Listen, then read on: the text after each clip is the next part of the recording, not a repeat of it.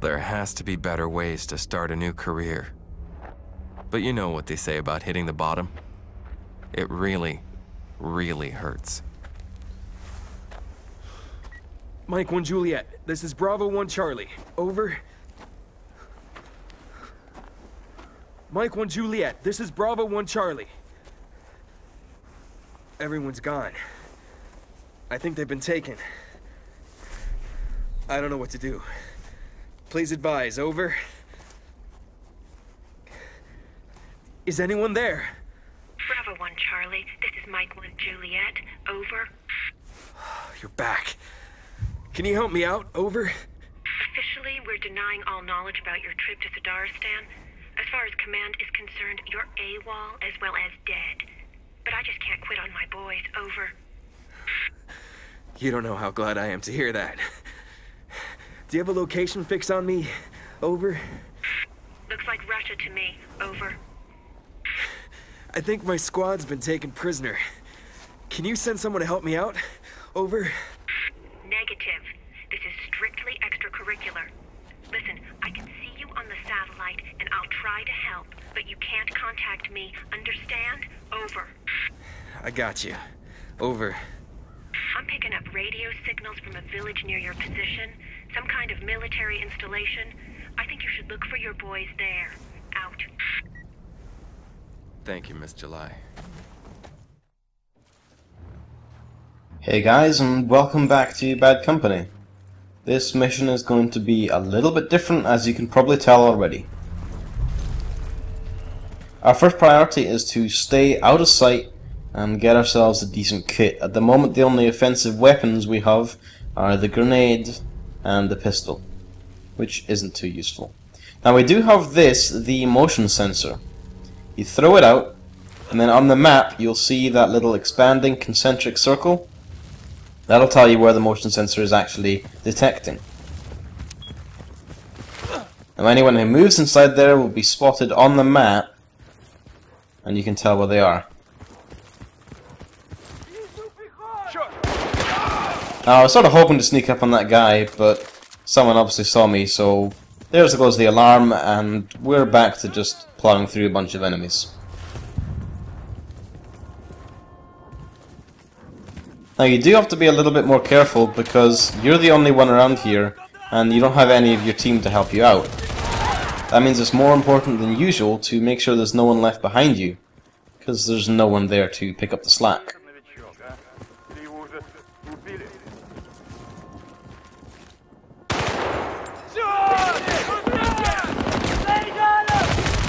You also notice that I don't have that much ammo, so I need to make sure that I pick up every weapon pretty much.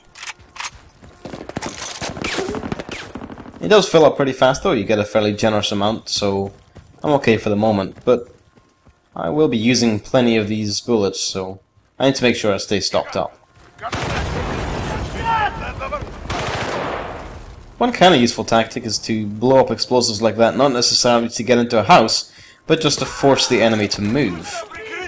When they hear that explosion, they'll normally sort of move around a bit and find some different cover, which gives you an idea of where they are.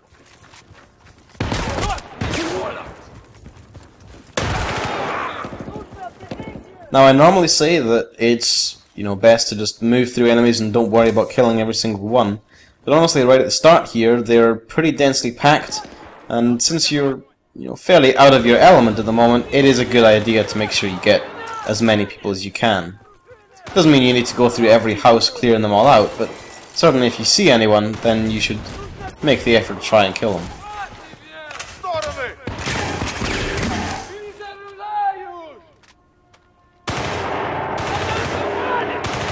One thing I do want to mention for sort of later is note that this is taking place at dusk. It's pretty good, again, Frostbite is pretty good at displaying sort of lighting conditions and environmental things. And it does, look pretty convincing like dusk. You've got some mist rolling in off the sea, and it's generally pretty nice.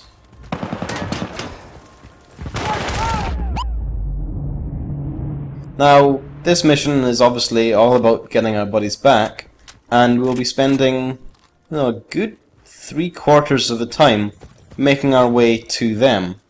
It's a pretty interesting ride, and some of the scenery is nice along the way, so, you know, we'll enjoy it.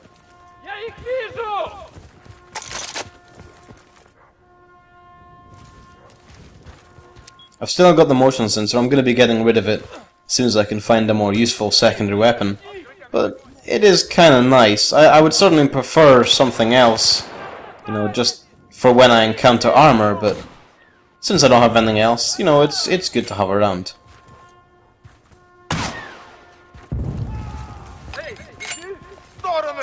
For once, I'm actually using the underslung grenade launcher to fire grenades, you know, sort of in an arc to try and get people that I can't shoot directly. It's a little harder because, you know, you do it so rarely, you never really get an eye for the actual arc. But if you can manage it, it's a pretty satisfying shot.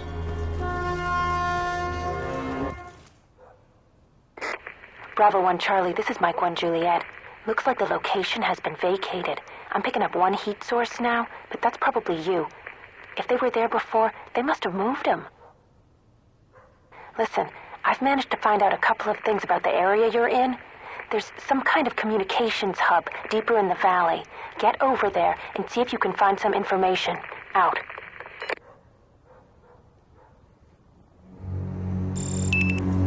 So here, switching up pretty much immediately for the rocket launcher. Now obviously we won't be getting any of our orders from Sarge anymore, so we'll be having intermittent calls with Miss July. They're not too regular, you do spend a lot of the mission on your own, but she gives you direction when you need the next place to go, basically.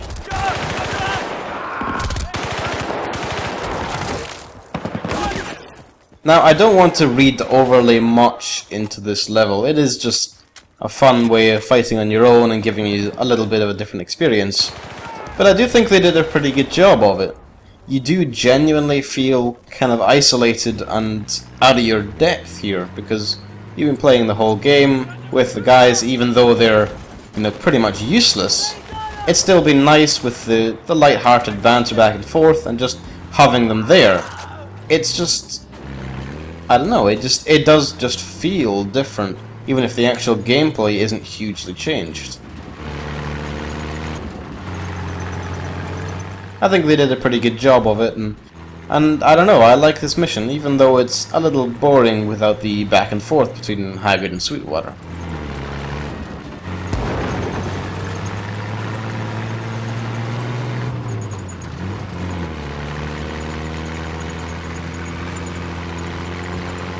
We'll be using the vehicles a fair amount because this mission is possibly one of the biggest maps in the game. It's a little hard to tell exactly.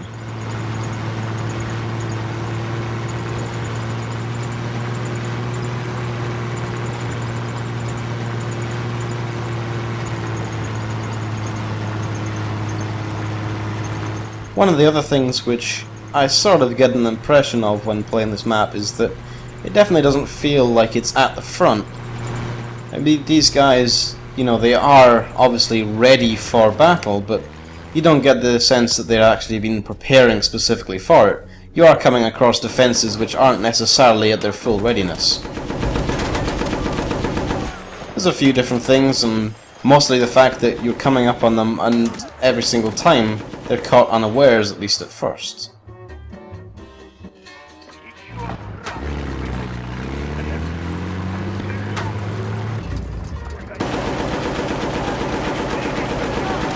I don't know if I said it before, but the mounted machine gun on the back of these things is actually really good at tearing through vehicles. Especially without any team members here to help me out by firing it while I'm driving, it's definitely worthwhile hopping into it when I need some heavy weapons.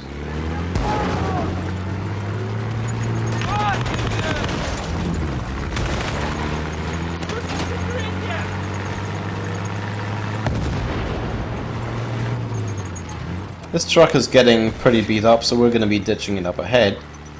I tend to like to approach these places. I tend to like to approach these large buildings on foot anyway, because it's a little easier to go in and choose your method of attack. The vehicles are kind of hampered with where they can actually get up to.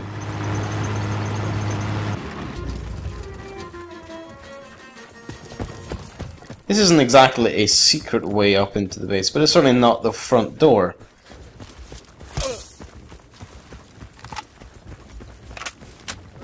And it does let you get behind a few different people, which is nice.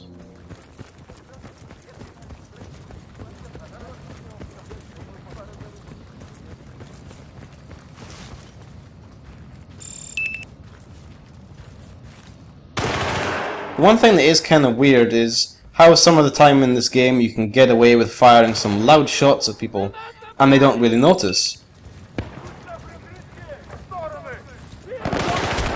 And then other times you'll fire what seems like exactly the same shot that shouldn't get noticed anymore, and then somehow the entire base is alerted. It's obvious that they didn't really intend for sneaking around to be a game mechanic, but even if it's not a stealth game, it is, you know, it can be quite fun to get around a little bit and take out some people before everyone's noticed. But I'm not complaining, they've still done a pretty good job, and it's fun even if most of the time you're just fighting against an entirely alerted force.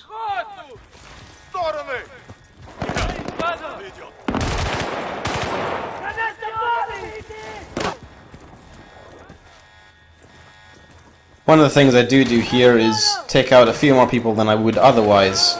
Normally I just rush into the building and complete whatever the objective is, but since I'm going to be coming back out here, it's better while I'm, you know, fresh in and they haven't necessarily moved into the perfect defensive position to take some of them out.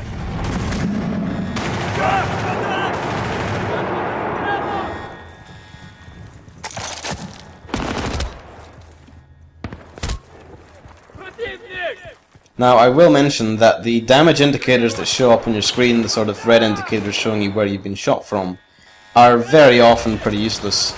Either you can see where the enemy is coming from already, or they don't really help you find them at all.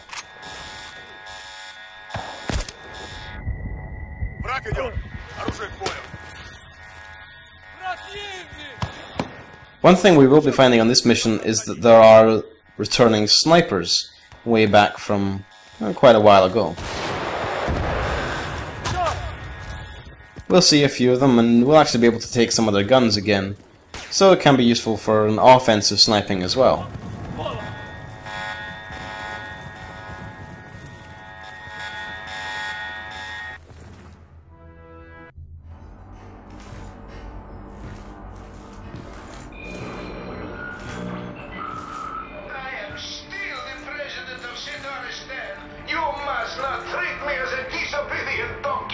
Tried to run away from your debt, Mr. President. I will treat you any way I like. I did not run, stupid! Imperialist Americans took me on perilous flight, but now they are locked in monastery cell, awaiting execution. Harsh, no? But very fair. Yes, and unless you come up with the gold you owe me, you will share their debt. Is that transmitting? Anyone hear me? Save me!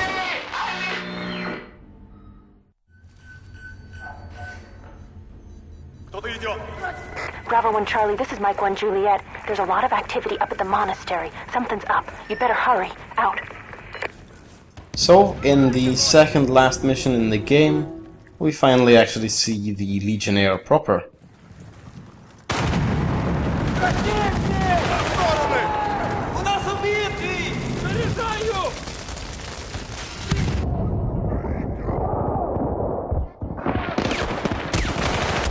One of the things which is quite subtle, but I'm pointing it out so that you can actually appreciate it, is that the environment has actually changed since we were in the building. It's a small change, but it's definitely not, you know, the darkest of nights anymore. The sun is beginning to break over the horizon, and we've got, you know, a lot of low-lying clouds which are sort of reflecting the light and giving us this, you know, sort of pinky early morning feel. Now this is something that's going to continue over the sort of course of the mission, so I'll be pointing it out as the sort of steps go along. But it's worth paying attention to yourself, because even within these, you know, sort of steps in between one distinct point, it does actually sort of change a little.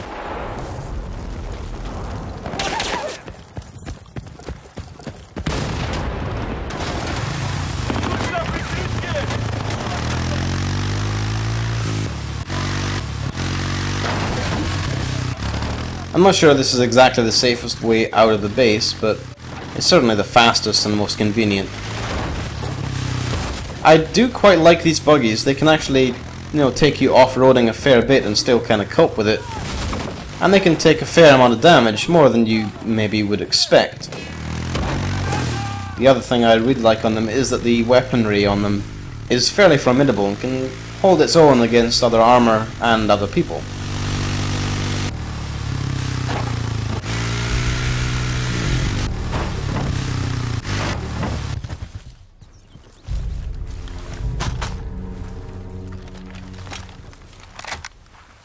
Unfortunately, I hadn't reloaded my missile launcher, so I had to actually duck behind the jeep there.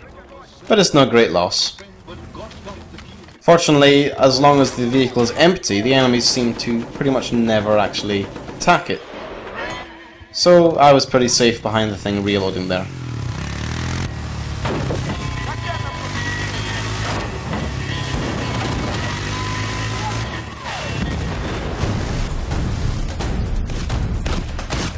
Now, as fun as the time in the jeep has been, this is pretty much where you have to get out.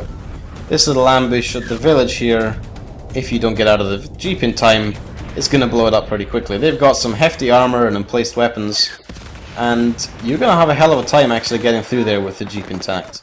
I like to just fire off a few shots when I can, and then ditch it and go through on foot. It's really not worth the risk of trying to stay on it for any length of time.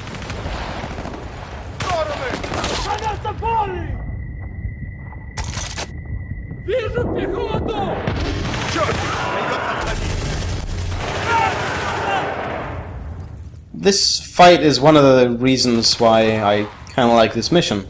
It's really tough and really fast and intense, but it's not necessarily out of place. It doesn't feel like an artificial difficulty just because, you get into the end of the game and these enemies are just magically better. It is just because you're sort of starting to notice that even though your team is pretty useless, it's still nice to have them there, sort of spotting enemies or taking out one or two just to keep you on the safe side. I switched to the PKM here, so we'll be keeping that for a little bit. It's quite nice, and hopefully once I pick up some ammo for it, then I'll be able to sustain it for quite a while.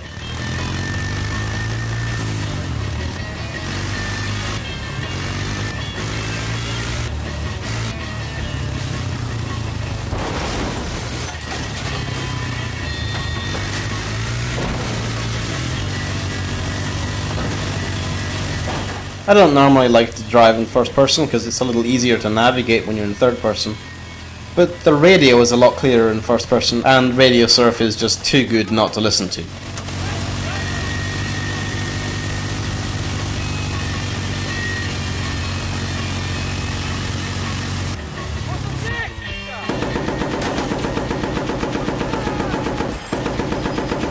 This is another section where it's easiest, honestly, just to ditch the jeep.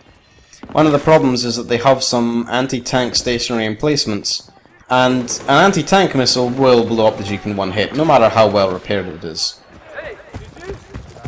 The other reason is that we need to cross this dam, and there's no way to actually do that on the jeep, so we'll have to be ditching it anyway.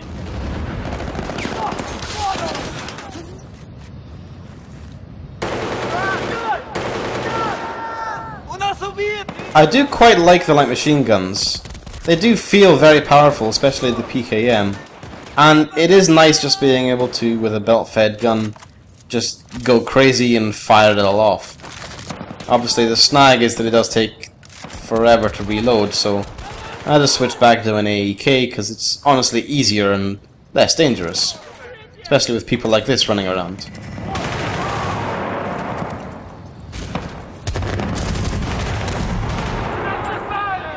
I'm not sure where that guy came from. I'm sure he wasn't out there when I came in, so he may have been well out into the tree line and come back when I sort of entered the area. They do tend to do that quite a lot. They place enemies all around the place rather than just in obvious locations. So you tend to get surprised a lot when you're attacking areas like this.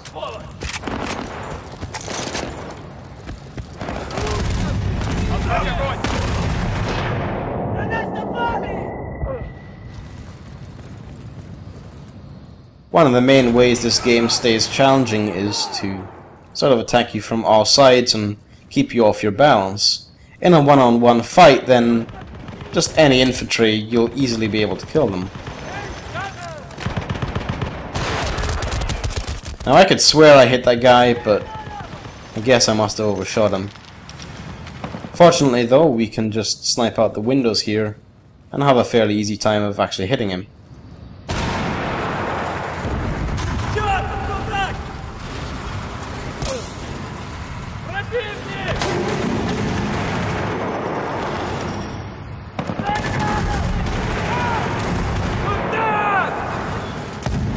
Again, when you're on your own here, it's definitely worthwhile staying in cover and playing it safe. I'm not sure what this guy was doing. He was sort of bugged out and just firing at the wall there. The AI in this game isn't the best. They do tend to get themselves into good positions, but then once they're there, they just sort of stand out of cover and shoot at you. One thing, I do switch to the laser designator here. This will sort of come in useful a little later in the mission, so it's worthwhile switching here and hanging on to it. This mission is mostly one long streak, so I'll be cutting it here and see you guys in the next half.